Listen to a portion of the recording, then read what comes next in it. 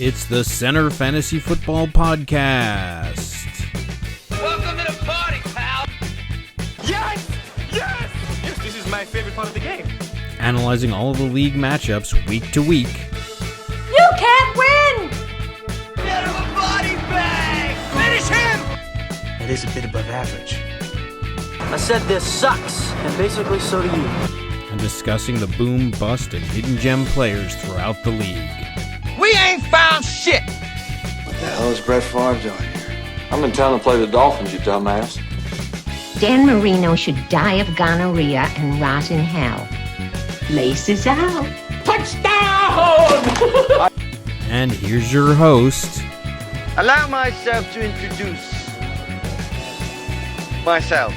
David Harbatkin. Hello and welcome to the Center Fantasy Football Podcast for the Wild Card Week. I don't know. Joining me on the program, a very happy medical professional, the commissioner of the league, the man who roots for injuries on the regular, is getting his wish this Christmas holiday wish. Let's go. And down at the bottom, the man on a bye who's just chilling. This is your first bye, Mr. Lutsky. What does it feel like? Never experienced anything like this before. I must say it is quite nice. Is it? You're going to try never sniffed a bye before. Oh, I know. He said that he's losing his edge. His competitive fervor is diminishing. I'm watching all these teams make moves, and with a bye, you just have to sit here. There's nothing you can do. I don't know, enjoy it. Well, I hope your competitive fervor, will be back next week because you're going to need it. When he plays you? Well, hopefully. All right. Well, let's take a look at the You don't want a 2-week gap where your players can contract COVID. You got to isolate them in some you should clean room or something. Mm-hmm. You should go pick up some I don't know, masks or something for your team. Yeah. All right. Well, before we get into this week's COVID shenanigans and everything else, let's take a look at what got us here from last week. This will be our in memoriam to some of these. This will be the last mention of some of these looser teams. So let's let's start with the two that their game was they're such losers that their game didn't even matter last week. They had no implications or no potential for implications of anything that could happen. That's how far out of it they were. As Tillett, wow, this was a close one. If anybody even cared, this would have been, a good game, but they didn't. So Tillett ends up winning 113.42 to 107.32, breaking the rent-a-player snap, the snafu from the fantasy gods there. I'm just looking at all the reds here on his bench. Jeez. So COVID-19 IR, COVID-19 IRR, NFI IR. Okay. And then Collins has COVID now, but didn't affect him anyway. So, I mean, we can go through the numbers, but is there really a point for that? Let's see. Is there anything that stands out here? So 21 for Evans, 25 from Jamar Chase. Only 0.0 from Robinson, 0.4, 2.7 from Collins, 1.4 from Schultz, 18 from Cooks. I am going through the numbers, I guess. James Conner with 33.5 on the other side, Everett with 10 and 24 from Mahomes, but pretty porous performances here. He left Bridgewater and Fairmouth on the bench. Whatever. Anything here that anybody needs to talk about. This is your last chance to mention your rival geese. No, just couldn't. I love what befell our rival this season. A fitting 5-9 end. Manny's not even looking at the screen. He won't even give the respect of looking at this. It's not even worth my time. Yeah. All right, so let's move on. Who else? Where else has elimination happened? So Jamie and Nick. Oh yeah, what is this? Is Whaler still complaining? Mahomes is finally playing like Mahomes. Yes, he is.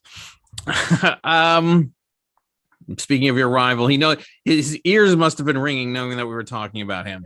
Yeah, that's amazing how that happened. What was the other games that didn't have any impact on this or whatever? Samunda. No, it was Nick and well, I thought it was. I think that was it. Okay, so now we can go in order of. Well, let's just go with our game. It kind of had relevance, but one of the two of us was going to make it, and one of us was whatever. So you end up beating me 120.32 to 103.32. So in exactly a 17-point victory. No real bench blunders could have made it up. I just had a crap team. I don't know what else to say. I mean, good performance from Beasley, from Knox, 27 from Lockett, 11 from Gallup, 13 from Newton, 15 from Beasley, 19 from Knox. I think I already mentioned that. Problem was the running backs. So Hubbard with only 9.3. Yes. 9.3 from Hubbard and Wilson with 5.6. It's amazing how not having Jonathan Taylor or having him on a bye affects things like this. I mean, that's a late buy for the NFL. That was a gift. So you're he's had as much as 50 in a game, so that was definitely the difference maker. Yes. By far. Wait, for what? I said that Taylor's had at least 50 in a game, so I mean. I know. A week 14 bye. Just brutal. Thanks, NFL schedules, for this mess. Plus my entire, it's not just him, by the way. It was the entire team. It's because New England was on a bye too. So Stevenson, Taylor, Parker, Folk. Oh, Miami was too. Folk. Which was the problem, which is what we talked about last week, is that I basically had no options. And then going into this game, Pollard was going to be a game time decision, even though his foot was barely attached to his leg. But they wouldn't put him as out. So I had to drop. So I had no kicker. And I probably wouldn't have had it. I don't know what I would have done. Had they declared him active, but without a foot, don't even know what I would have done at that point. I would have just had to play him without a foot or something. I don't know. But I had to drop the kicker. And then once they finally declared him out, then I was able to go pick up a kicker who got me a whooping 1 point. Who even needs that? So yeah, there was just nothing to do. Who did you drop for Gano? Oh, you had Folk, so you kept him and then you picked up Gano. Okay. Yeah, because Folk is the best field goal kicker in the league. I was not getting rid of him just for this game. And that was the problem. Everybody's kind of locked up. I just needed all of it. And so I don't know. Whatever. We just didn't have it in the cards this time. So congratulations to Lutsky on your buy that you. And way to go, Cam Newton. What was that play in the you might want to unmute it. He came in for the 2-point conversion and they got called for a false start. Cam is just atrocious. That was the other thing. Cam Newton, he was horrible. He is so bad. I couldn't wait to drop him. The last time I couldn't wait to drop him, and then this time, because there's no quarterbacks left. He's just, not only is he terrible for himself, but he's terrible for the entire team. He was terrible for Hubbard. He can't even hand off the ball. The way he hands it off, he runs with the running back as if he's gonna run it himself. And sometimes he does. He's just horrid. This is the second. I was thanking Cam Newton. He saved the day. He's the second. This is the second time I've played him, and the second time that he didn't make it past the midpoint of the third quarter. He's just atrocious. Oh, he was terrible. He was good and terrible. He was just terrible. He was terrible. Yeah, you're right. And then they bring him back. The backup comes in, scores a touchdown. They bring him in for the 2-point conversion. Even that he can't execute. He was pathetic. He is pathetic. All right. That's all I have. On a side note, is that the first Hackettstown sweep of our back in the regular season? Yeah, it is. Although, not for the finest. I can't find a way to beat you.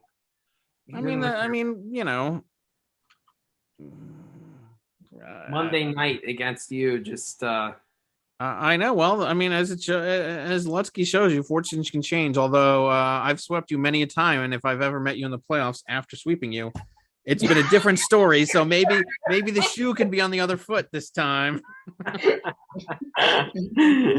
Yeah, that's right. There's always some ridiculous scenario. I know. I look forward to starting Joe Flacco against you in a championship game. All right. So that well, all right. So where else? All right. We can go to the Gronk Kong game. Gronk Kong versus Zamunda. Zamunda putting up a fight, unlike some other teams that we'll get to in a second.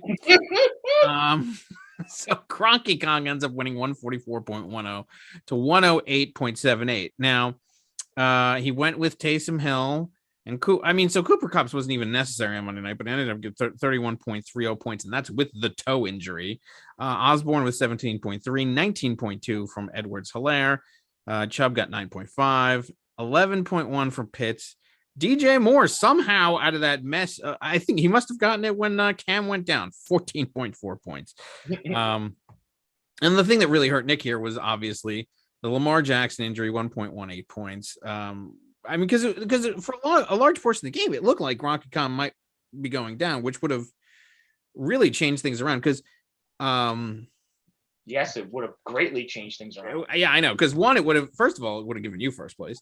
Second of all, it would have opened things up so that because at the point, the winner of our game was not guaranteed to get a bye, but we needed either Lombardi or Gronk Kong to lose, and then we were guaranteed a bye. You still ended up getting it anyway on points, but had it in the other way, it wouldn't have been the case.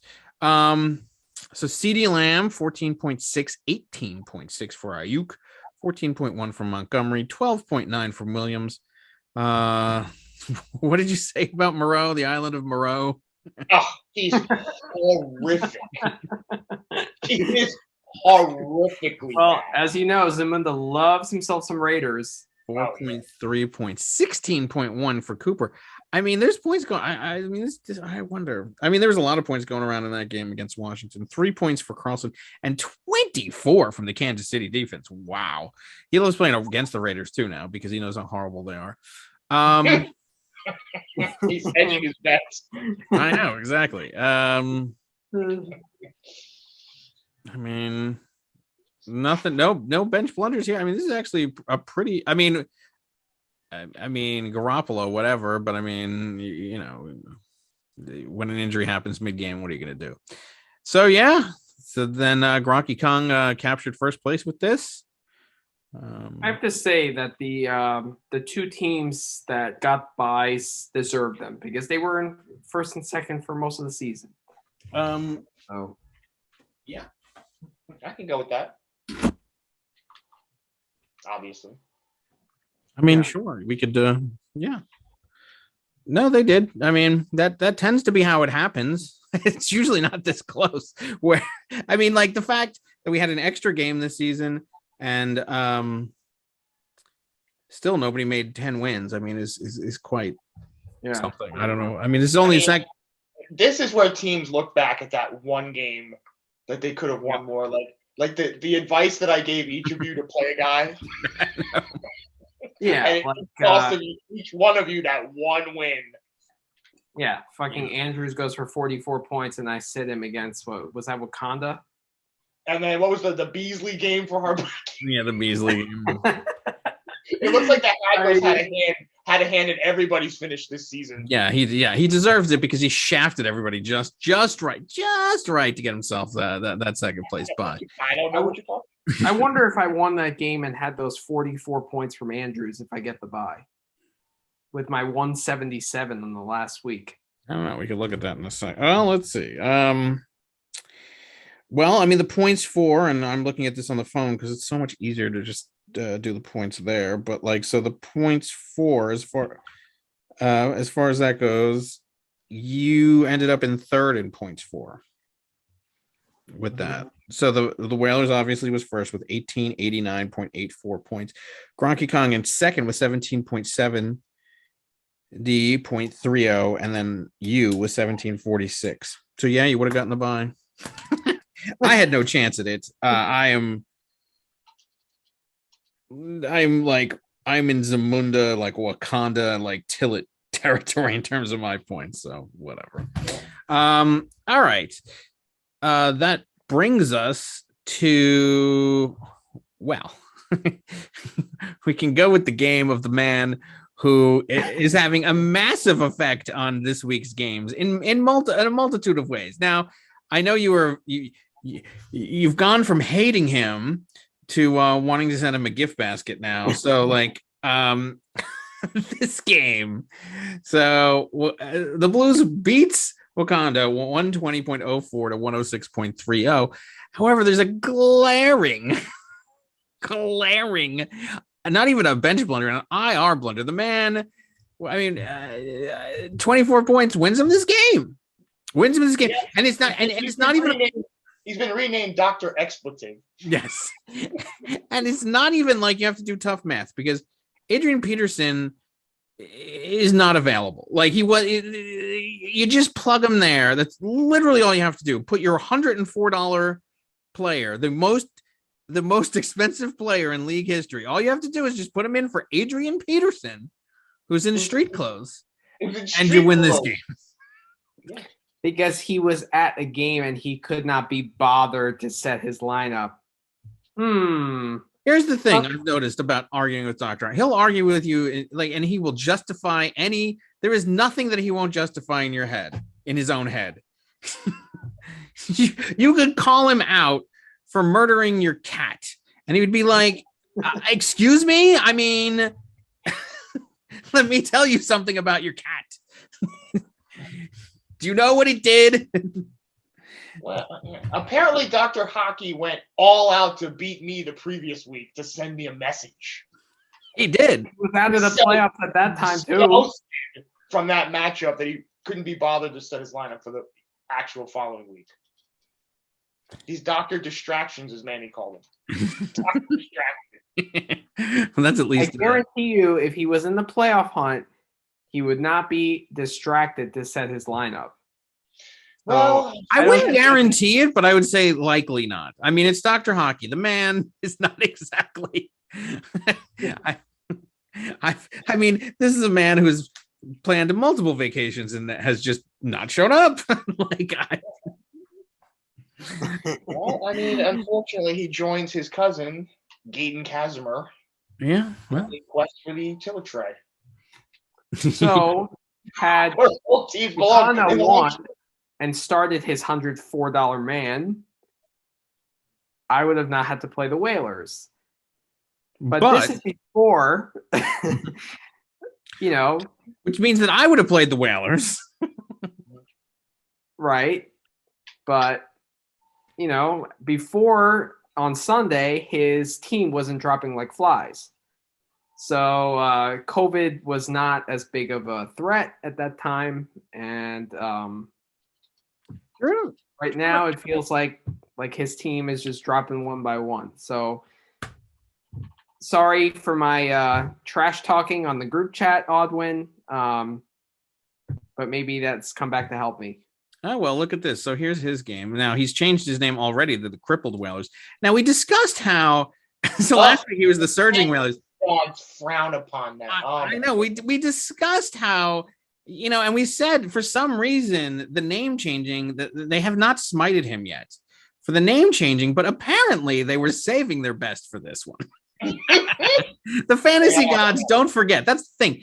They may let you slide for a while, but we discussed, I mean, just like Gronk Kong, when the 1 week that he was Manny's burner team, look at what happened there. Now the Whalers, like 2 weeks, he went on a 2-game losing streak. Yeah, I mean, with the team name. Now Whalers all season long, like as we said, the fantasy gods will allow some play before the game start if you want to get a little cutesy, but once game time happens, you do not keep your team as some weirdly named or you keep your team name.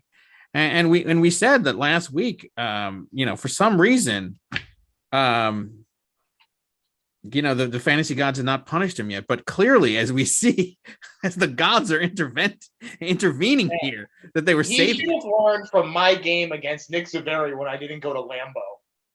When the fantasy gods send you a message, they send you a message. And they are sending him a message. Oh my goodness, are they sending him a message? I don't know what his team's even going to look like on Sunday. The fantasy gods are. This is what's called smiteth by the gods. He might want to consider. I don't even know what was his team initially. It's so far gone. I think it's the Mighty Whalers, right? That's supposed to be his team's name, right? Yeah. Not the crippled Whalers, not the.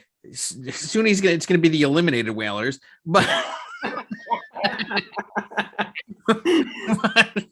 Our bounty, that was unnecessary. Well, at one point this season, the fantasy gods gifteth you 195 points. The prize 195. 195, and that might be the highest of this season, by the way. And then they smiteth you. Yes, because it's because of the name. You think it's not. Everybody thinks they're too cutesy and too clever for the fantasy gods. Like, oh, they won't come after me. No, not me. Things have been working. No, this is it. It could not be clearer. Oh yeah, yes. It'd be the Mighty Whalers. But oh well. So 195. He lapped him. He literally got more than 100 points than him. 195.28 to 95.14. Over 100 points more than his opponent last week. Which, by the way, they met in the playoffs last year, and it was like 180 to 180. And after seeing what's happening tonight with Nick and Jamie, very interesting. So for Whalers, 29.48 for Stafford, 34 for Devontae Adams, 17.5 for Claypool, 23.2 for Fournette, 21.5 for Jones, 34.1 for Kittle, 10 for Hopkins, 13 for Zerline, and 12 for the defense. I mean, high double digits for every single player up and down this roster. I mean, this is just a firm ass whooping. And then, I mean, not to whatever. I mean, but on the other side, this is pretty bad. Not even 100. 11, 12, 9, 14, 5, 15, 9, and 5. So obviously there's not enough bench blundering to have made up a difference. I was wondering if Whalers was going to outscore me this week because a lot of his guys were going late Sunday and Monday. So he ended up doing so, but we're not playing last week. We're playing this week. No, and yeah, I mean, he didn't make a single bench blunder, nothing. You had everything, and you're still spitting in the face of the fantasy gods with the name changes. They frown upon it. He played the perfect game. He did. He played the absolute perfect game. And now, I mean, I have to say, if his team is fully healthy, it's loaded. There's no, I don't think anyone can deny that he doesn't have the best team. What gave it away? The 195? Not the score, just in terms of star power. You know, when you have Fournette, you got Adams, you got Hopkins, you got, you know, both Green Bay running backs. Mr. First Down, Claypool. Well, yeah, okay. That's true. Quarterback, I guess, is a little suspect. But you know, he has two legitimate RB1s. Yeah. He has probably two of the top 4 receivers in the league. Clearly has a tight end that's surgering. So yeah, that tight end is coming up really strong right now. So many of these players formerly on my team as I get to languish in I mean, this is a piecemeal together. So I got to give him credit. After week 1, I dropped Fournette into the trash can. Like, this guy's garbage. Mm-hmm. He's been riding him the entire season. Jones and Kittle, complimentary of Team Harbacken. For free, basically, after CMC went down. He picked up Waddle himself. I'll give him credit for that one. Hopkins he originally had, right? And then Adams. Well, Adams, he got it. It was Hopkins from – one of the two was from Z-Mart. I think he got Adams from Z-Mart. Yeah, Adams from Z-Mart. Yeah. And I think he had Hopkins the entire season. I think so. Yeah. Well, I got to say, this roster's been built off of crafty raccoon dumpster nibbling. Yeah. Z-Mart shafting, zip up your pants. Although to be honest with you, that was less of a factor than certainly the other one that we will get to in a second. Our other fan that's no longer, I'm sure, watching. The man who's been eliminated from the playoffs half the times that he's been in this league, even though he thinks he's the GOAT. Yeah, we'll get into that. But just before you switch from this matchup, had Nick and Jamie been in the playoffs this week, he might have a higher score than Whalers had this week.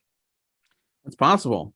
With Tyreek Hill and Kelsey going absolutely bonkers in that Thursday night game. I know, not that it matters, but I mean, we can mention it now in the pre-whatever because but might be role reversals this week with Nick and Jamie. Yeah, so far 73.9 points from the Thursday night game, and from two players, by the way, 32.8 from Hill, 41.1 from Kelsey, as opposed to 11 and 5. So a little bit of a difference there. So, that's why everybody wanted Nick and Jamie out of there. Exactly. Yeah, exactly. A lot of star power. Debo also has the potential to go for 30. Prescott as well. Elliott as well. Yeah, I mean, this team, the fact that I don't know what happened over here. I mean, just on base, this team is. How is this not a playoff team? I don't know. Unlucky with matchups. Yeah. All right. Well, now we can move on to the one game that was actually a very much, it was essentially a playoff game. Somehow, Friedman, you stepped up. Look at this. This is how many times in the last year have you been the one to eliminate Eugene? Because you played him in the playing game in hockey. Mm-hmm. Eliminate him there. Yeah. And I'm sure this is it because Yeah, I mean, in soccer, we had a playoff series. It went to 5 games. They were close games. Okay, yeah. Uh-huh. All right, well, you got him back. So now it's 2-1 over the last year between the two of you. And you got him back forcefully, 177.72 to 125.42. I will let you go through your own game right here. So honestly, after the Thursday night game, I was quite nervous. Harris and Johnson did quite well, 25.4 for Harris and 15.3 for Johnson. I was happy after the first half of that game. It was 29-0 Minnesota. And then, of course, Minnesota, they just find ways to choke. They're kind of like Atlanta. They just, the game is going to be competitive when it's Minnesota. So Big Ben just keeps marching down the field. They create some turnovers, and those guys just go off in the second half. All those points are basically second half of that Thursday night game. So that pissed me off, and I was nervous because that was like 42 points from 2 guys. It's not 70, but yeah. Yeah, it's not 70, but still, it's a lot of points from 2 guys. But how many times do we talk about the Thursday score? It does not. I mean, like, it looks so bad, but it doesn't. The Thursday night curse, Friedman. Exactly. I understand that, but if it's 40 points from 2 guys, if it's like, 40 points from 3 guys, then I'm not feeling as bad, But 25 is a lot for a running back. Mm-hmm. 15 is a good score. It's double digits. Plus he had Brady going. Barkley, if he doesn't, I don't know. I don't like Barkley, your old man. My old man. That paid off for me, I guess. Even though Swift didn't go this week. Isn't this the I'm happy second with time that trade. He's lost to the person that he got the controversial running back from? Because he lost to me, Le'Veon Bell, right?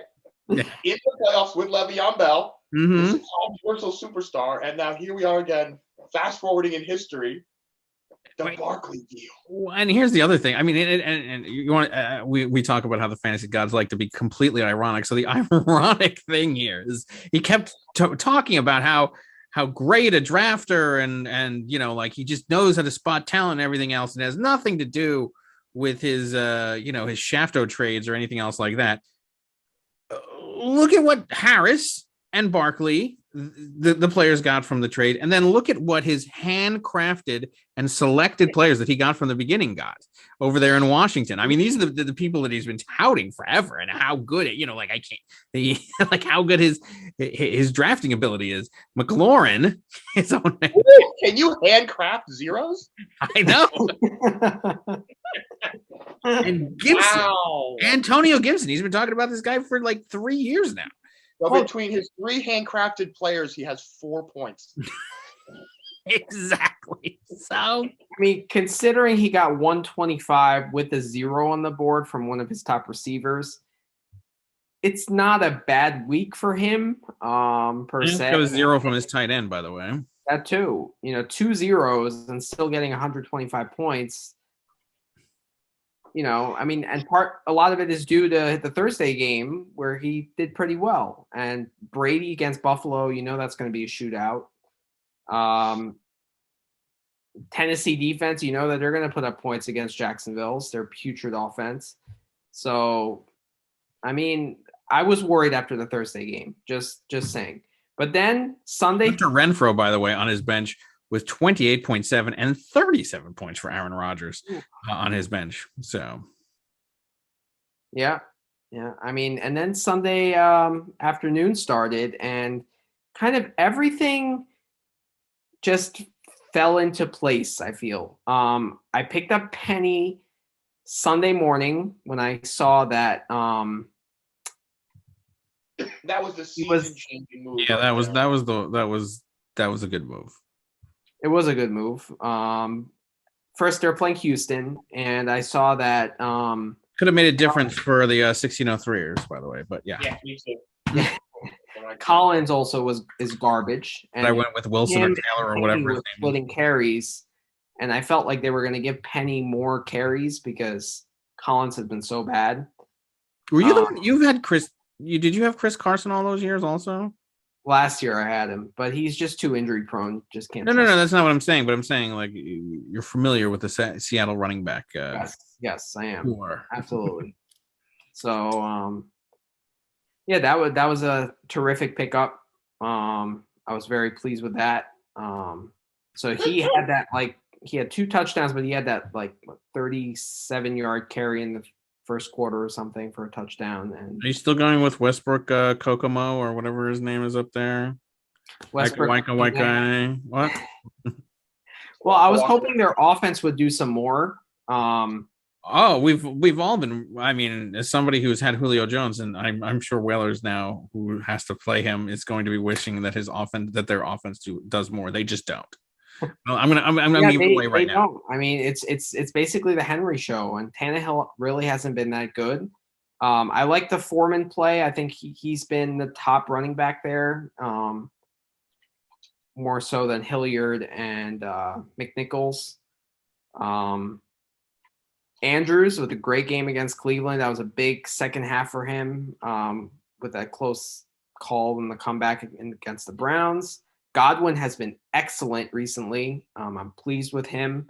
Tons of catches. He's really benefited from Antonio Brown doing his stupid shenanigans and being suspended. Diggs has been very disappointing. I was pleased with Allen in the second half of that game.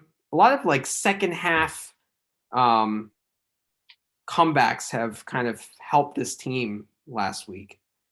So Tucker had 2 50-yarders. So just kind of everything fell into place. And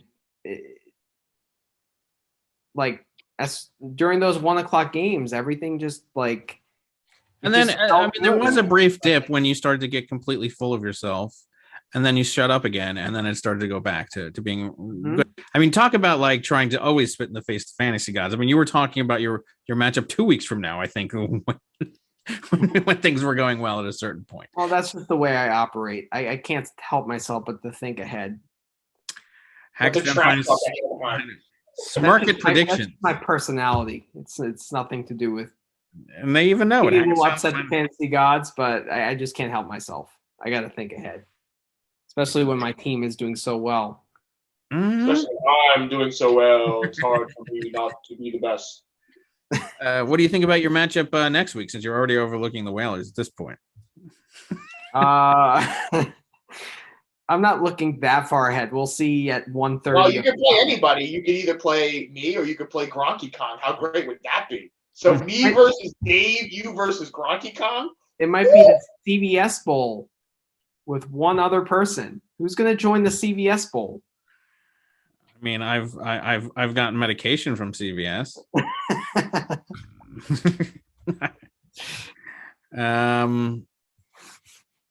Yeah, I don't know. We'll see. So, all right, is that it for last week's games? I'm just salivating at the prospect to eliminate both Eugene and the Whalers on back-to-back weeks. That just this guy is very upfront about everything. So 1 down, 1 to go. Both of these guys have proven they are.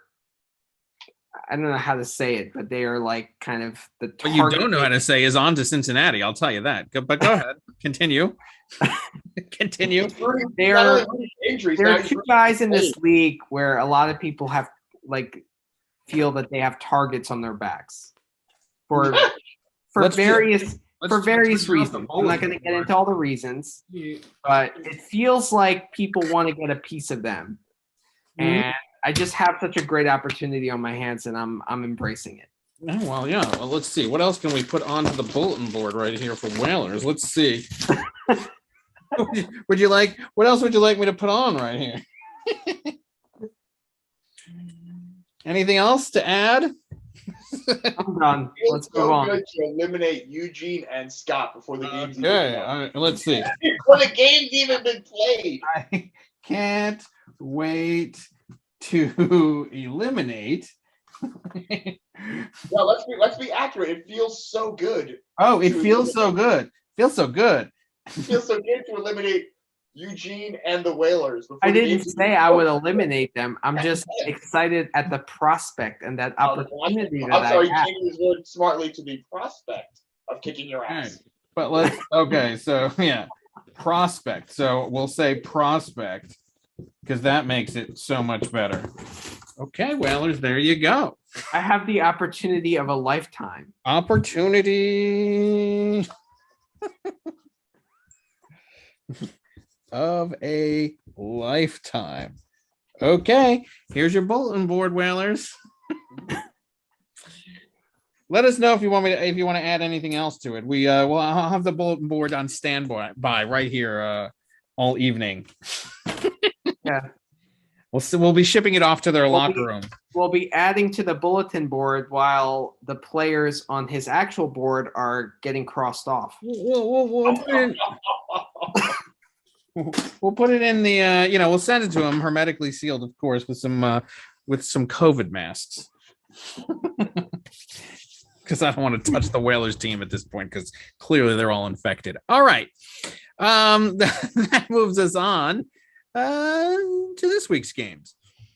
So thankfully, we've already mentioned the one consolation, the bare mention that we even would do for the consolation games, which is after the Thursday night, 73.90 points for Nick and Jamie to Tillet Trey's 8. But once again, nobody cares because that's in the loser bracket. We only go up here. So it's called the loser bracket for a reason, Ted. Exactly. So the ironic thing, and by the way, I just will mention that the last year's champs, once again, there has only been one team that has ever won the championship and made the playoffs the next year, and that is the 1603ers. That is a sad statistic. That is a sad statistic. And last year, Zamunda, it was a valiant comeback from your putrid start to the season to end the season 6-8 and actually be the top. No, he's not he's the second top in the consolation bracket. It was a hell of an effort. Yeah, he got the bye, as did Dave's Secret Crush. So that means that last year's finalists are both got the bye in the loser bracket. The loser bracket, guys.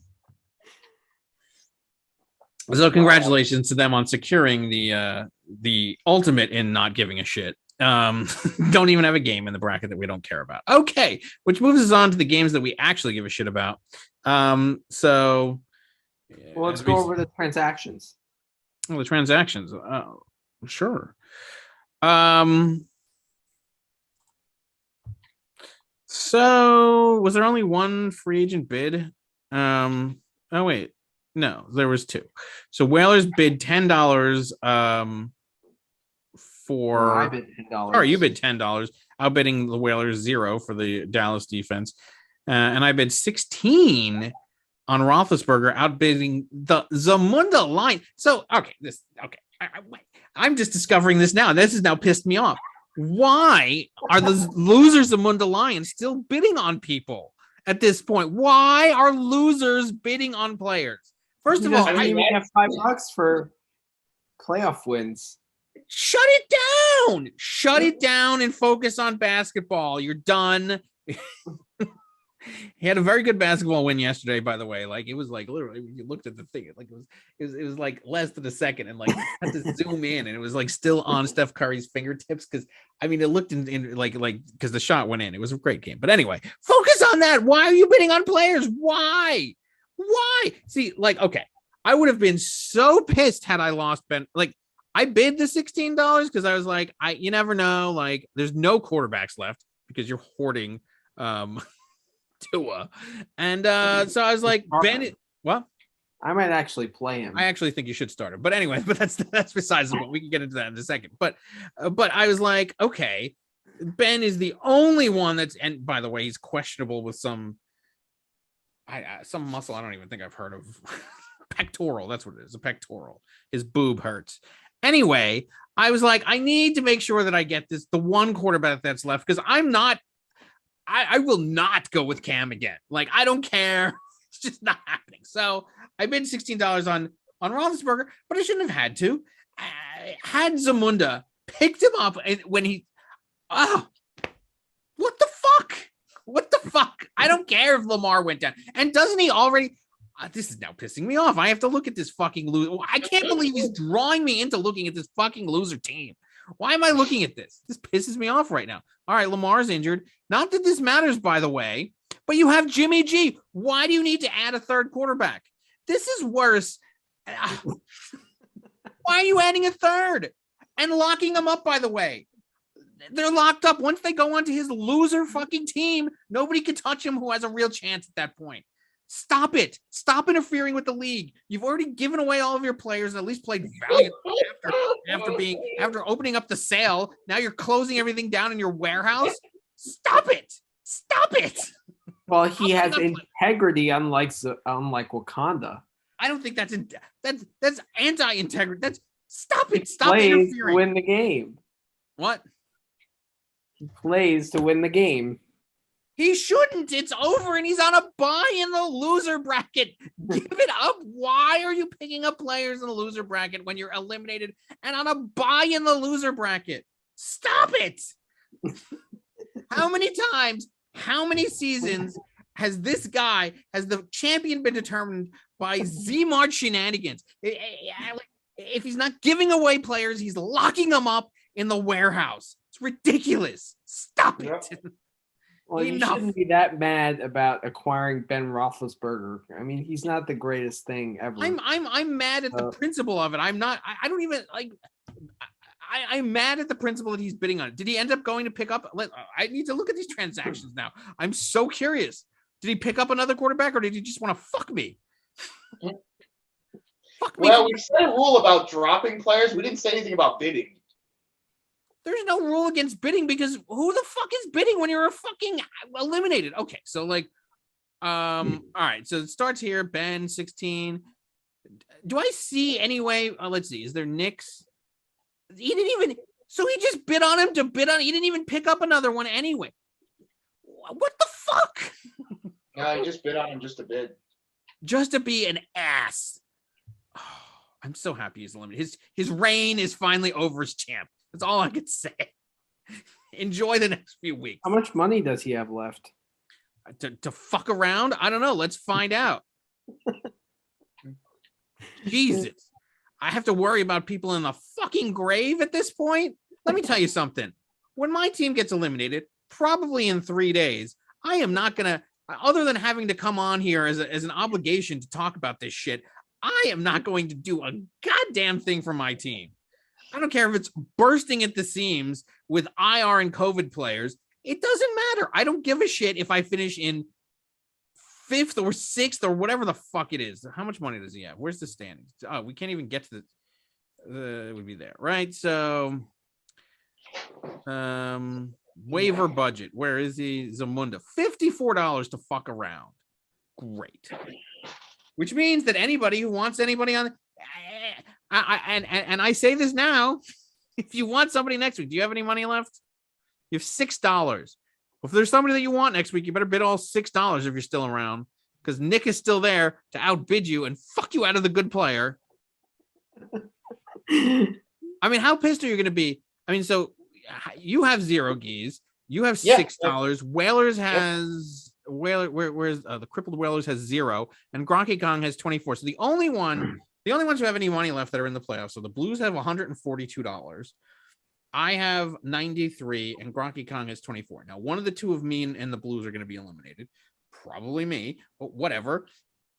Which means that it could be Gronk Kong and then a bunch of teams that have $0 left or $6 at most.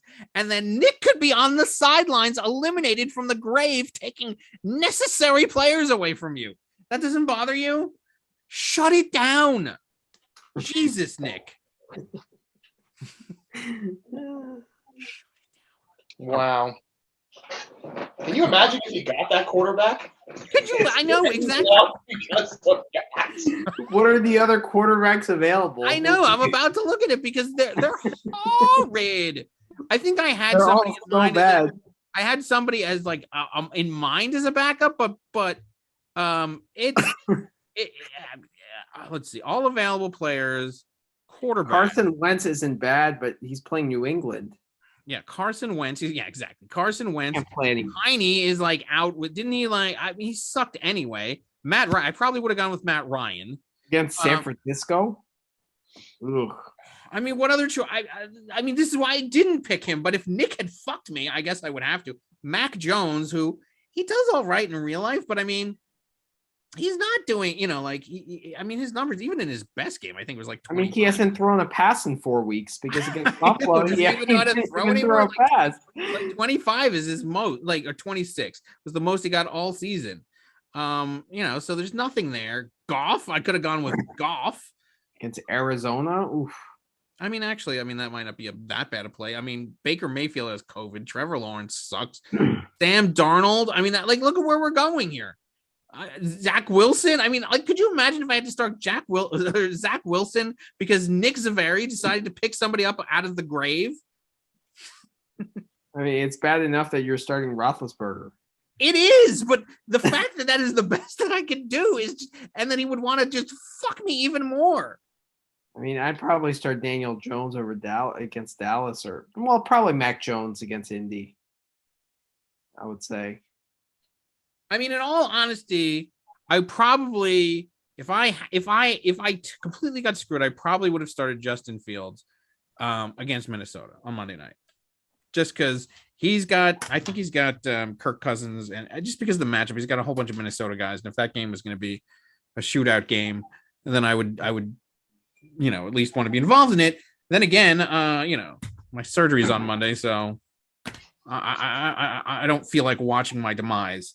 I'm just gonna tune in on Tuesday and hope that I'm not actually picking players out of the literal grave, but whatever. So, by the way, I had this discussion via text. If I happen to die on Monday, still try to beat me. I don't want a posthumous championship. Make sure I expect you to go after me in death as you would in life. Don't take it easy on me just if I'm dead. All right. So I wouldn't take it easy on any of you. If any of you die, I'm going hardcore to try to beat you. I just want you to know. So if I'm not here, make sure that you continue hard against me. All right. It's a minor procedure. I'll be fine. I better be. Anyway, moving on. So anything else you wanted to? We could go over like other transactions that stand out other than Nick being a fucking dick. Um, I mean, you seem to have a hard on for Craig Reynolds, and then you keep throwing him in the trash and then picking him back up. I mean, I'd seen him. So both Josh Reynolds and Craig Reynolds. I know what I mean. Like, I've studied the Detroit Lion depth chart. I'm It's familiar. just, I just The can't. problem, so here's the problem with Craig Reynolds. I think he had an easy matchup last week, first of all, and second of all, it looks like he might have DeAndre Swift back pretty soon. Actually, like he might even be back this week. This week, yeah. So I mean, I'm hoping I can start Rojoke because I picked him up. Yeah, when I saw that Fournette has a sore knee. Right. So there's that. Yeah. As far as Josh Reynolds, he's good, but I did pick up Mumra instead because he's been doing better than Josh Reynolds. So Josh Reynolds is actually, I think if you look at it, he's kind of opened up the Detroit offense to some degree where Goff can have somewhat of a long threat to somebody that he knows because, Reynolds used to be on the Rams with him. And so he has a good rapport with him, but he's more of the deep guy. And then Mumra has been doing well underneath after it has been opened up slightly. That's my analysis of the whole thing. So I went for Mumra, but I understand why why you would be going for Reynolds. Yeah, I mean, a lot of this other stuff. I don't know what else. Gronk Kong picked up Peoples-Jones. Oh wow, Whalers picked up Jeff Wilson. That worked out well for me, by the way. Good luck with that. Geez, do you have any commentary for him on picking up Jeff Wilson? I'm actually surprised Whalers wasn't on the Rojoke thing before I was. I was actually surprised by that. I kind of am too. Has he been making a lot of? I mean, so what am I saying? The man is the Raccoons. How could I say? So I feel like he doesn't activate until somebody drops somebody in the garbage can. He doesn't proactively look. What? Yeah, but considering he has Fournette and Fournette had the sore knee, I was thinking. I mean, he doesn't have much bench room, but just as a security blanket to have the Tampa Bay running back, and I was all over that. As soon as I saw the questionable tag on Fournette, I was like, yeah, I'm wondering if he. I don't know. I just wonder. Maybe you're getting like alerts from something faster than he is, or something. I don't know. So you did drop Westbrook, Akini, whatever. Yeah, he picked up last week. I'm not going to trust the Tennessee offense. I picked up Elijah Moore and put him on IR, and then he got switched from IR to COVID. So I don't know, whatever. And then the Whalers picked up Ernest Johnson. I mean, I looked at David Johnson. His numbers that team is pretty bad. Like that. I'm actually surprised Gronk Kong dropped Ernest, considering Chubb he's good, but he's injury prone as well as Kareem Hunt. Did he drop Ernest? I mean, like I dropped him for a second and then picked him right back up. Huh? Well, he must have because he had Ernest on his bench for most. Well, it was a while ago because he was available. Oh, really? Okay. He was available. I think I picked him up initially, like right after whatever's cleared. Yeah, like I picked. Yeah, back in December 15th. But he's a guy I would have kept, especially considering you have Chubb and he has the bye. Does he have Hunt also? No, he does not. Yeah, I don't know. Yeah, I don't know. We'll see if Dearness. I mean, we'll see what happens. It looks like Chubb is going to go. I think so. Or Hunt. One of the two of them is injured. He's not playing this week, but Chubb is, so he could get hurt or something. Yeah, I know. Oh. All right. Well, I guess we can go. So Geese is leaving us. Is he? All right. Well, let's go through. I mean, I don't think there's anything else there to talk about. Obviously, the playoff bracket we know. I can't kill any more time. I'm trying, but we can just get into this shit game. Okay. So we'll start with mine. The Blues right now are leading 18.2 to 0. The original projection was 126.14 to 116.31. So he's slightly ahead with Eckler, who was he was questionable all week with an ankle thing, but clearly, whatever. I mean, it's not as bad as Dalvin Cook, but 18 is certainly respectable. He had 1 rushing TD, 59 rushing yards, and 4 receptions. So that's where we're at as far as that goes. In analyzing the game, I mean, this is the second time I played the Blues. He's already eliminated me once in the playoffs in the first round. And I don't know, my team is not that great, but let's look at his. So as I said, so he's got Kirk Cousins, Jefferson, and Mooney all going on Monday night in the Minnesota versus Chicago game. I mean that's basically where it comes down to for him, for those 3. Now, pretty good matchup. Certainly for the Minnesota. I mean, for both teams, by the way. It's a good matchup because they're both horrid. That means that there could be a lot of points to go around in that Monday night game.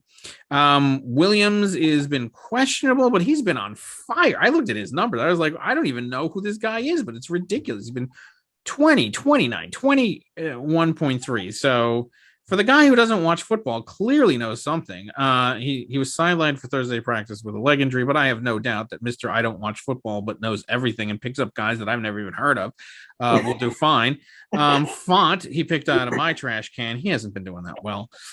Mixon, he's been fantastic as well, going against Denver. So he could have both running backs in that game.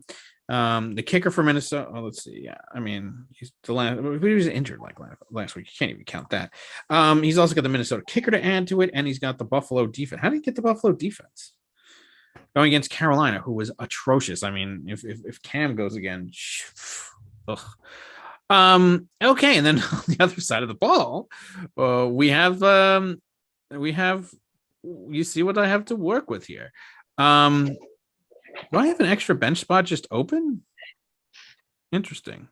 I don't even know who to put there. My team is so I don't even know. There's such a loser. Maybe I'll go pick somebody up out of the trash can. So you have Roethlisberger, as I said, one of the best that's left. He's playing against Tennessee this week. See how that goes. Mumra going against Arizona. I got to hope for a shootout there. So Mumra, if you look at his numbers, so okay. He's been 15, 24, and then a bunch of crap, but he could get some points. I don't know. He's playing versus Arizona. What? Moonra. Yeah, Amon St. Brown. I just call him Moonra. Ever living. I was surprised to see him on your starting lineup. Are you even old enough? I'm almost sad to ask this. Are you old enough to know who Moonra is? No. My god, it's just oh my god. Doesn't that make you feel old, geez? Definitely. We have players in this league who don't even know who Mumra is. That hurts a little. I'm not gonna lie. Here, let's see. I will let's see. I will show you. This probably will get this thing demonetized, but who cares? It's not monetized in the first place. So they'll take away the money that we don't have. So sad that I have to show you. Can you see this? No. What do you see right now? Or do I have to change your matchup? Oh, you see my matchup still? Okay. Here you go. All right. Mumra's right in the middle there. This one? Yeah. 1985. Wasn't even born yet.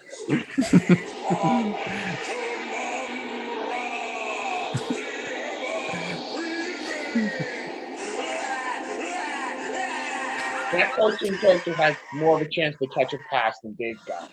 That's my starting wide receiver right there. What? Mumra.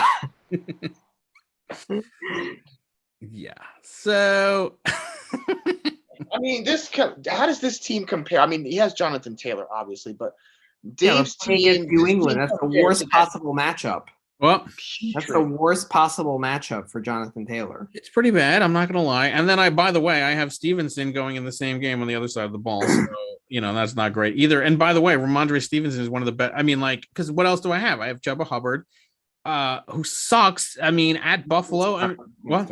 No, you can't start Hubba Hubba. I know. Pollard at the Giants. I mean, is his foot even back on? I don't know. I mean, Dearness Johnson maybe, but I mean, it's not looking good there. I just don't. Actually, what I'm hoping for most is so COVID is running wild through Miami, and there's a chance that Malcolm Brown, because Gaskin I think has COVID, but he's been back. I don't know, whatever. And then Philip Lindsay has it. Like all three running backs have it. So, who is Tua going to throw to? Who's Tua going to throw to? Well, that's why Devontae Parker is in this game. Because it's the only way to get through. What? Yeah, I guess. I mean, what? Unless Tua and Devontae Parker get it, there's still like 3 days until Sunday. I mean, look, if COVID happens, I will.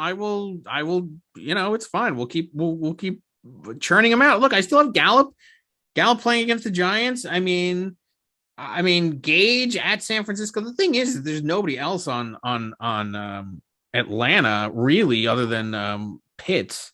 So the two of them, they do all right in terms of touches. I'm hoping that Knox does well against Carolina, who sucks, and the weather is at least not that terrible.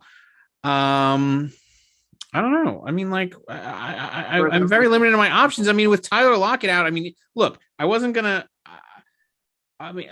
Tyler Lockett getting COVID really screwed things over for me. So, I mean, now Mumra's in there. I don't know what else to say. I'm having a little bit of the problem that the Whalers have. In fact, in the Thursday game, the fact that Eckler was able to play and not get COVID just was a bonus for Lombardi at this point. So what were you talking about, Geese? You wanted to talk about the last time that I played Lombardi? No, I want to talk. No, when you played Tillett, actually, is this the worst? How this compares to the worst team you've ever fielded? It's pretty damn close. So I lost to Tillett in the first round. Let's see. I think it was the 2018 season, I want to say. I mean, I laughed at that team. That was the worst team I've ever seen in a play. I mean, that was a disaster. I mean, the team against Lombardi the first time was pretty bad too. But okay, so let's see. Dak Prescott as the quarterback, Curtis Samuel as the wide receiver, Calvin Ridley as the wide receiver, Gus Edwards, Melvin. Gus the Bus was my RB1. Melvin Gordon was my RB2. Jalen Samuels, the tight end, and Josh Reynolds. I mean, is that I don't know. Did I feel the worst team when I played you? I don't know. No, in all honesty, the team that you fielded against me is just on. I mean, that was a. You're going to talk about what year is that? It was 2017. Was that the year that you won? Yeah. So the team yeah, it was. Oh my. The team that you fielded that won: Joe Flacco, Dede Westbrook, Mohamed Sanu, Kenyon Drake, Kerwin Williams, Antonio Gates, and Sterling Shepard. That is dog shit.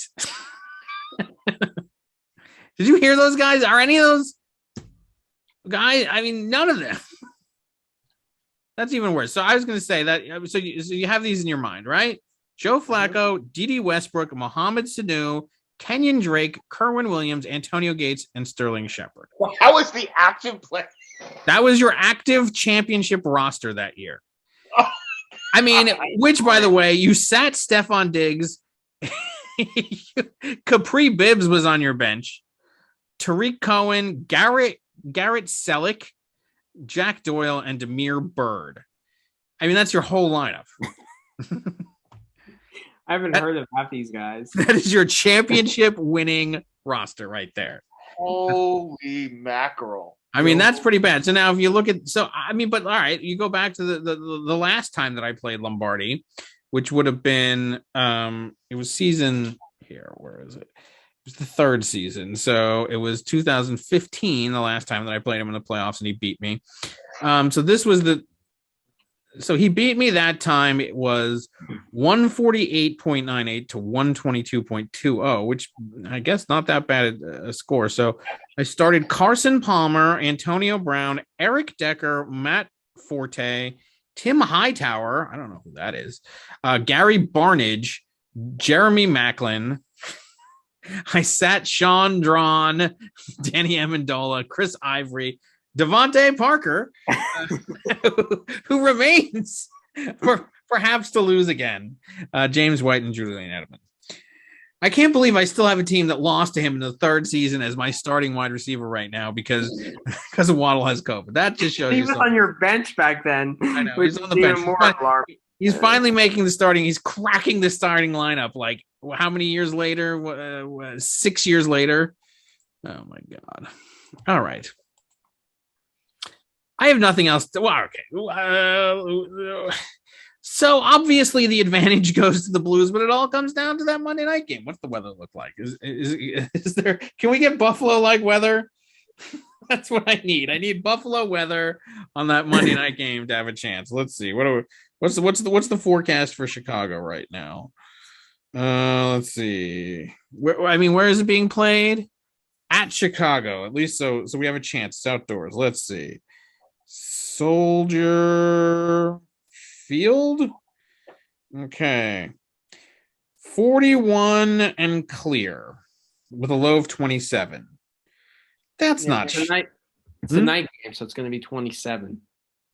Yeah, but that's not 27. 27 is not it's clear though. It's clear. That's not what I need. We're screwed. All right. I don't know what to say here. I got to hope that Ben does well against Tennessee. Mumra gets a bunch of touches. Parker's the only one to go to, so hopefully he gets some. Taylor does his job. Pray that Stevenson gets a touchdown. Knox can do something against Carolina if they're horrid. And Gage, he's like the only one there. All right. And then Folk is great in Arizona playing against Detroit. Your team isn't terrible. I just don't like your matchups. I have very bad matchup this week. Detroit against Arizona. Devontae Parker against the Jets is pretty good, but Taylor against the New England, Stevenson. There's not good matchups this week. Gage against San Francisco is bad. Is it though? How is their secondary though? I don't think their secondary is that great. Yeah, I just don't see how Atlanta traveling across the country is going to find ways to put up like a ton of points against that San Francisco. Yeah, but traveling west, people do fine going west. It's going east that screws people up. I don't know. We'll see. This is what I got to roll with basically. Unless somebody else goes down injured, and then this year, at least this week, I have options, unlike last week. So, okay. Predictions. Right now the projection is 60-40. Yeah, I gotta go. I'm sorry, I gotta go with the Blues here. Don't apologize. Trust me, I'm going with them too. Yeah. Well, man. Fonts, Mixon.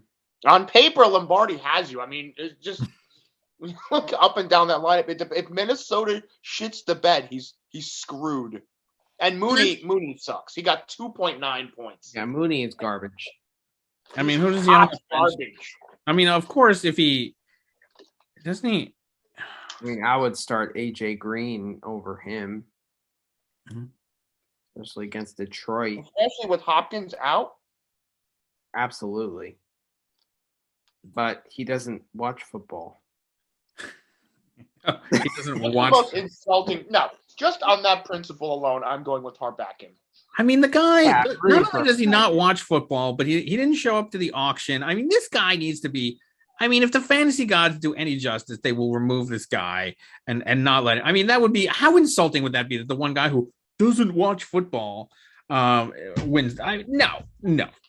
He doesn't show up to the draft. This guy has to go down. I definitely see. He has options to play instead of Mooney for sure. I'd even play Galladay over him. Yeah. Well, we'll see. Don't worry, Mr. I don't watch football knows what he's doing. Gotten this far, third place, fucker. All right. Yeah. Okay.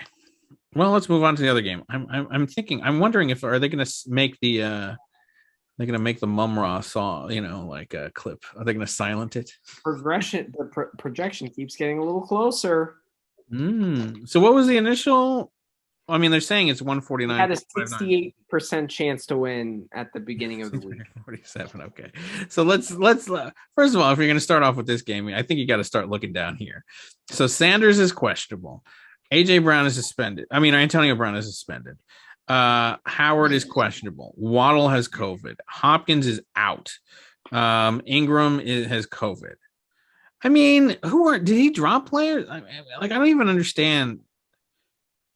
Well, you can also look at his starting lineup. He also has right. I guess he plugged players in practices. Yeah, I mean, look. So this is what I'm going to say. So first of all, Seattle, Stanford versus Seattle. Matchup. That's a good matchup. Adams at Baltimore. I don't know. Not the best. But well, yeah, I know. Claypool versus Tennessee is a good matchup. Fournette, I mean, if he's questionable with the knee, I mean, that could be really bad for him. So what's the latest on that? Or ankle, sorry. Ankle mispractice for the second straight day. Ooh. Ronald Jones is the direct backup. Manny's already picked up Rojo. I know. It needs to be rostered in almost every league with this uncertainty. Fournette still has a chance to play on Sunday against the Saints, but 2 straight DNPs means he'll likely be questionable at best. Friday's update will be important. Now, the only thing I will say is that the Saints are a good run defense. So be wary of that.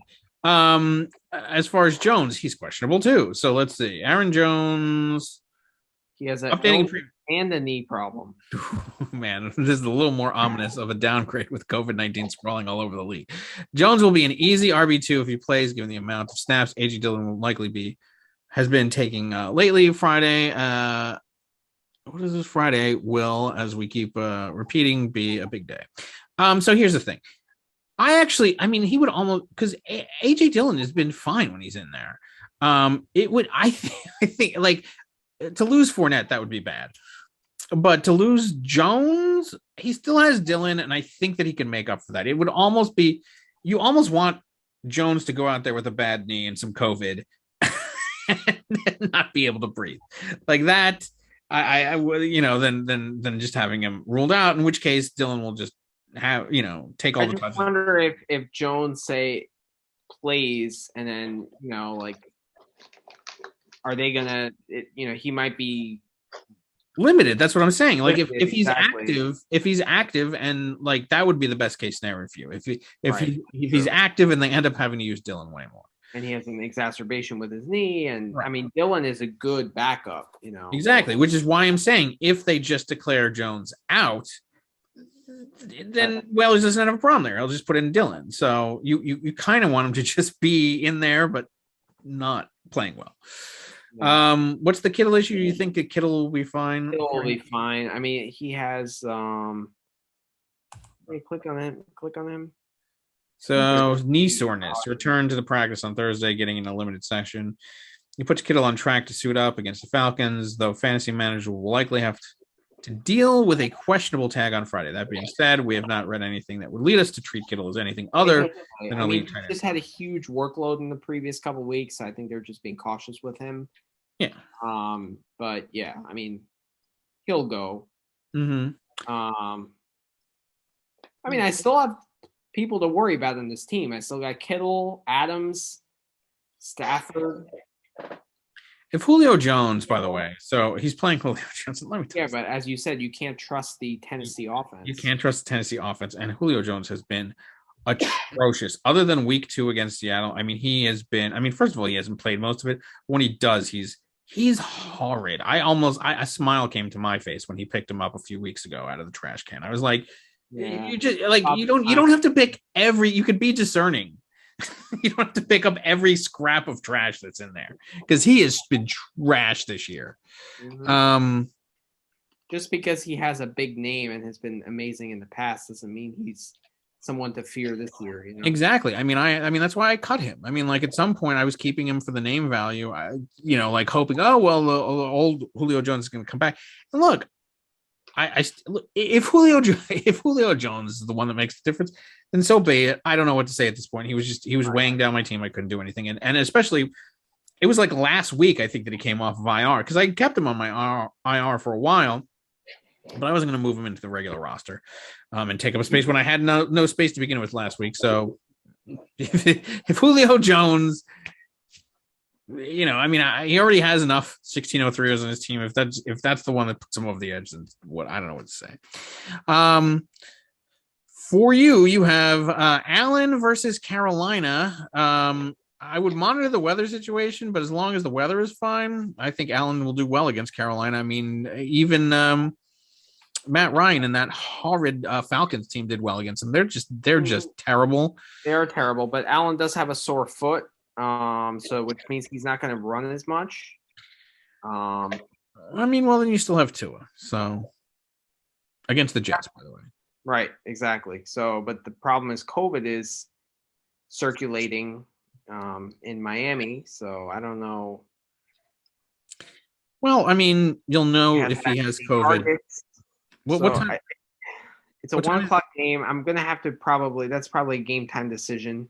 They play at the same time though, so it's not like right. He's not going to catch COVID between the declaration time and the night. So it's not like you have to worry. You can make the decision. Right. Diggs still should play him regardless. Yeah. Yeah, exactly. Christian Kirk, are you playing him because of the DeAndre Hopkins? Absolutely. Yeah. Okay. You're going with Swift. Okay. So does it look like he's coming? What's the latest on him? Let's see. Did not participate in Thursday's practice. Swift has not participated in practice or a game since leaving Thanksgiving's matchup. The injury was initially reported as something that could send him to IR, and it sure looks to have taken up about the amount of time an IR stint would have. It's hard to see Swift suddenly shedding as many consecutive inactive days to play against the Cardinals on Sunday. As many. I actually wouldn't mind it because I don't like the matchup, and I have Foreman, Penny, and Davis on my bench, and Penny looks like he's getting the starting gig, so I'm probably going to go with Penny. Yeah, might as well. Albeit a tough matchup against the Rams, but still, if he's starting running back, he's going to get his carries. Right. And then Gordon going against Cincinnati. Yeah. I'm actually thinking of doing Penny and Foreman because Foreman has taken the starting role in Tennessee as well without Henry. So it's tricky. It's tricky with these four running backs. Anyway, go I ahead. like stuff being added during the podcast. I love it. I love it. Reading that report on. I think it's starting too late. I got him. After reading that report on Swift, I thought he was coming back, but now I'm not sure. I might as well pick up the backup. You see what I have to work with on my running back core. I'm going with Ramondre Stevenson. I don't know. I'm not disappointed because they're playing Arizona.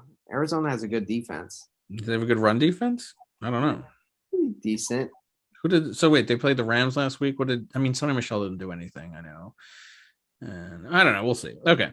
Andrew, yes, where were you? Rojoke. I forgot about Rojoke. Oh, yeah. Rojoke too. I'm hoping that is a good run defense, though. I'd be wary of that. That's all I'm saying. They do, but if Fournette doesn't go, I'm definitely playing Rojoke. Okay. No so then Andrews going versus Green Bay. With the new quarterback. It's the only guy he knows how to pass to. So. Exactly. I think it's a good matchup for you there. Yeah. I think Godwin is better than I think Julio Jones is garbage. I really do. So I think Godwin will do well, and then Tucker and Dell. Yeah, and I think Kirk will do well considering Hopkins is out. He should. I don't know. Good matchup as well. Look, you're certainly. It's as projected. It's a very close game. It wouldn't have been that close if all his guys have been playing. I think what could turn this game is if Fournette doesn't go. That really could really turn it in my favor. If Fournette goes, I'll be more nervous. Sure. Albeit against a tough run defense, but Fournette gets a lot of goal line carries, and I don't know, it's tough. But matchup wise, I'm pleased because I think Baltimore is a tough matchup for Green Bay at Baltimore. Baltimore's on a losing side. I think their defense might show up in that game. New Orleans is they play Tampa Bay tough. So matchup wise, it's pretty good. I mean, look, look, the biggest weakness right now I see in the lineup that Whalers is fielding is Julio Jones. I also think the fact that he's naming himself crippled is going to piss off the fantasy gods, and how they like to send a message. And that's really, I think there's another shoe to drop. He might want to change that name back to the Mighty Whalers. That's all I'm saying. You have a couple days. Maybe you want to do that, because otherwise, I think I'm going to go with Manning. So that's my prediction for this game. If he keeps shenaniganizing with the names, it's going to be the finest that are going to get to the semifinals. If he goes back to the Mighty Whalers before Sunday, then I think I'm going to go with the Mighty Whalers. So I'll pick the Mighty Whalers, but I'm not going to pick the crippled Whalers. Is basically that's all I'm saying. It's close. It's going to be a good matchup. I know, and you want all of the fantasy karma that you can get. That's all I'm saying. I don't know why he insists. I know he listened to the podcast last week. Why he wants to continue to spit in the fantasy god's face and then think that they're not going to smite him like this. I don't know. What do you think, Lutsky? Well, with the rash of injuries and COVID running through his camp, I got to go finest. I'm going to go Hackettstown's finest. We still have Fournette in the air. Like I said, Jones won't be nearly as damaging. Kittle's going to play to his whatever. But that 195 is going to be trimmed down this week. I think the Julio Jones is going to trim it down a lot, by the way. Oh, yeah, I forgot. Of course, Julio. Down by his schoolyard now. Who does he have on his bench now? Miles Sanders, AJ Dillon, Antonio Brown, who's suspended, so that's not even really having anybody. Jeff Wilson, Jordan Howard, and Duke Johnson. And then Waddle, Hopkins, and Ingram on his IR spots. He did pick up Duke Johnson. Is he seriously gonna play him? Fournette is out. I think he's holding on to him. I mean, but he's been horrid. It's like David Johnson. Sorry, not okay. But still, he's been horrid. They're all horrid. All the Johnsons. Bad. I mean, he doesn't have too much to play for. Obviously, if Jones doesn't play, he's going to go with Dillon. Yeah. If Fournette doesn't play, that hurts him more. Yeah. Because then I think he goes. I mean, have to play David Johnson. I guess, or he could go with Sanders, or he could go with Jordan Howard. I mean, they're both questionable too. I don't know what's going on there. Knee practicing on Wednesday. That is bad news for Miles Sanders, who was also limited with an ankle injury. I don't know what I mean. That's the problem with the Eagles. Yeah. I mean, you discovered this earlier in the year. Like, you have the, do I go with Boston Scott? Do I go with Gainwell? Do I go, there's how many running backs they have on that team? So yeah. I mean, honestly, yeah. I don't disagree with your assessment. Like, whether or not Fournette goes or not is really going to be very determinative. Yes, determinative in this matchup. Yeah. Well, it's very interesting for sure. Mm-hmm. It will determine whether or not Dr. Hockey gets a gift basket or not.